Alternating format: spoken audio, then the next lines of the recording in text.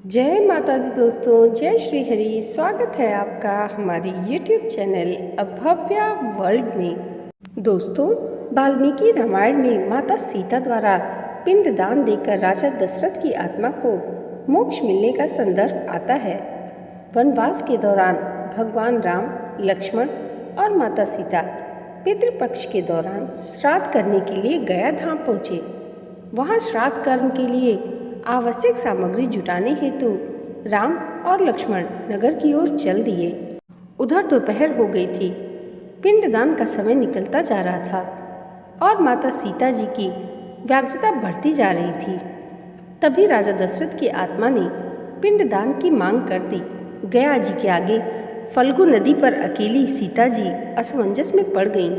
उन्होंने फल्गु नदी के साथ वट वृक्ष, केतकी के फूल और गाय को साक्षी मानकर बालू का पिंडदान बनाकर स्वर्गीय राजा दशरथ के निमित्त पिंडदान दे दिया। थोड़ी देर में भगवान राम और लक्ष्मण लौटे तो उन्होंने कहा कि समय निकल जाने के कारण मैंने स्वयं पिंडदान कर दिया। बिना सामग्री के पिंडदान कैसे हो सकता है? इसके लिए राम ने सीता से प्रमाण मांगा। तब सीता जी ने कहा कि आप फल्गु नदी की रेत, केतकी के फूल, गाय और वट वृक्ष मेरे द्वारा किए गए श्राद्ध कर्म की गवाही दे सकते हैं। लेकिन फल्गु नदी, गाय और केतकी के फूल तीनों इस बात से मुकर गए। सिर्फ वट वृक्ष ने सही बात कही। तब सीता जी ने राजा दशरथ का ध्यान करके उनसे ही गवाही देने की प्रार्थना की।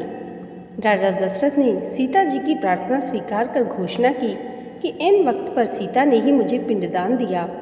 इस पर राम आश्वस्त हुए, लेकिन तीनों गवाहों द्वारा झूठ बोलने पर सीता जी ने उनको क्रोधित होकर श्राप दिया कि फल्गु नदी, जा तो सिर्फ नाम की नदी रहेगी, तुझमें पानी नहीं रहेगा। इस कारण फल्गु नदी आज भी गया में सूखी रहती है। गाय को श्राप दिया कि जा तो पूज्य होकर भी लोगों का जूठा खाएगी, और केतकी के फूल को श्राप दिया कि तुझे पूजा में कभी नहीं चढ़ाया जाएगा। वट वृक्ष को सीता जी का आशीर्वाद मिला कि उसे लंबी आयु प्राप्त होगी और वह दूसरों को छाया प्रदान करेगा तथा पतिव्रता स्त्री तेरा स्मरण करके अपने पति की दीर्घायु की कामना करेगी। यही कारण है कि गाय को आज भी जूठा खाना पड़ता है, केतकी के फूलों को कभी भी पूजा में नहीं चढ़ाया जाता, और फल्गु नदी के तट पर सीता कुंड में पानी के अभाव में आज भी सिर्फ बालू या रेत से पिंडदान दिया जाता है। तो दोस्तों, ये है कथा माता सीता द्वारा दिए गए केतकी के फूल, फल्गु नदी और गाय को श्राप की कहानी और वट वृक्ष के लिए आशीर्वाद की। तो दोस्तों, आज की ये वीडियो आपको कैसी लगी हमें कमेंट करके ज़रूर बताइएगा, और इसे लाइक और हमारे चैनल पर पहली बार आए हैं तो सब्सक्राइब करना मत भूलिएगा। माता रानी की कृपा आप सबके जीवन पर सदैव ऐसे ही बनी रहे, इसी मंगल कामना के साथ मिलते हैं अगली वीडियो में।